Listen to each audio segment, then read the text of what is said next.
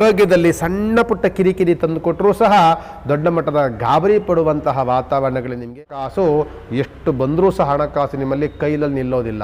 ಜಾಸ್ತಿ ಖರ್ಚು ವೆಚ್ಚಗಳು ಜಾಸ್ತಿ ಆಗುತ್ತೆ, ಹೂಡಿಕೆ ಜಾಸ್ತಿ ಆಗುತ್ತೆ. ನಿಮ್ಮ ಬ್ಯಾಡದಲ್ಲಿರುವಂಥ ಚಿಂತನೆಗಳು ಬೇಕಾಗದಲ್ಲೇ ಇರುವಂತಹ ಖರ್ಚು ವೆಚ್ಚಗಳನ್ನು ಜಾಸ್ತಿ ಉತ್ತಮವಾದಂಥ ವರ್ಷಗಳು ಬಂದಿದೆ.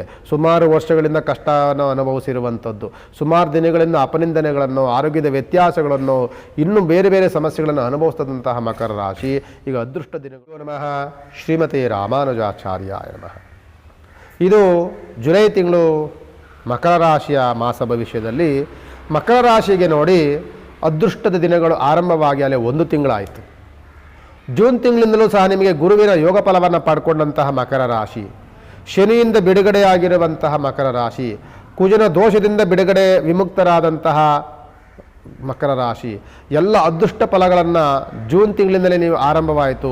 ಈ ಜುಲೈ ತಿಂಗಳು ನಿಮಗೆ ಇದು ಇನ್ನೂ ಮುಂದುವರೆದು ಇನ್ನೂ ಅದೃಷ್ಟ ದಿನಗಳನ್ನು ತಂದುಕೊಡುತ್ತೆ ಮಕರ ರಾಶಿಗೆ. ಮಕರ ರಾಶಿಗೆ 3ನೇ ಸ್ಥಾನದಲ್ಲಿ ಬರುವಂತಹ ಶನಿ ಗ್ರಹ ಸಾಳಸ್ಯದಿಂದ ಬಿಡುಗಡೆಯಾಗಿ ಯೋಗ ಫಲವನ್ನು ಕಾಣ್ತೀರಿ ಶನಿಯಿಂದ. ಜೊತೆಯಲ್ಲಿ ಶನಿಯಿಂದ ನಿಮಗೆ ಪಂಚಮ ಸ್ಥಾನದಲ್ಲಿ ಬರುವಂತಹ ಕುಜಗ್ರಹನ ಯೋಗ ಫಲ ನಿಮಗೆ ಆದಷ್ಟು ಸಹ ನಿಮಗೆ ಸ್ವಲ್ಪ ಆರೋಗ್ಯದಲ್ಲಿ ಸಣ್ಣ ಪುಟ್ಟ ಕಿರಿಕಿರಿ ತಂದುಕೊಟ್ಟರೂ ಸಹ ದೊಡ್ಡ ಮಟ್ಟದ ಗಾಬರಿ ಪಡುವಂತಹ ವಾತಾವರಣಗಳು ನಿಮಗೆ ಬರೋದಿಲ್ಲ. ಮತ್ತು 6ನೇ ಸ್ಥಾನದಲ್ಲಿ ಶುಕ್ರ ಗ್ರಹ, ಹಣಕಾಸಿನ ಅನುಕೂಲ ತುಂಬ ಚೆನ್ನಾಗಿರುತ್ತೆ.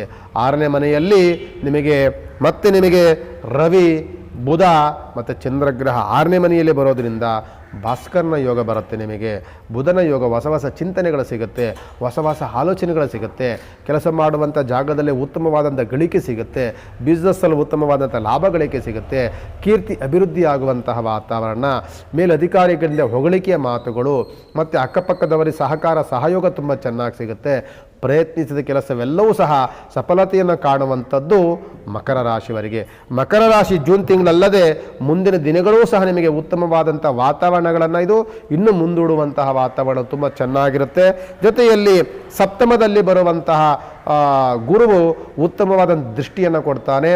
ಸಪ್ತಮ ದೃಷ್ಟಿ ಶುಭ ದೃಷ್ಟಿಯನ್ನು ತಂದುಕೊಡ್ತಾರೆ ಮಕರ ರಾಶಿಯವರಿಗೆ. ಮತ್ತು ನಿಮಗೆ ಅಷ್ಟಮ ಸ್ಥಾನದಲ್ಲಿ ಬರುವಂಥವರು ಶುಕ್ರ ಗ್ರಹ. ಹಣಕಾಸು ಎಷ್ಟು ಬಂದರೂ ಸಹ ಹಣಕಾಸು ನಿಮ್ಮಲ್ಲಿ ಕೈಲಲ್ಲಿ ನಿಲ್ಲೋದಿಲ್ಲ.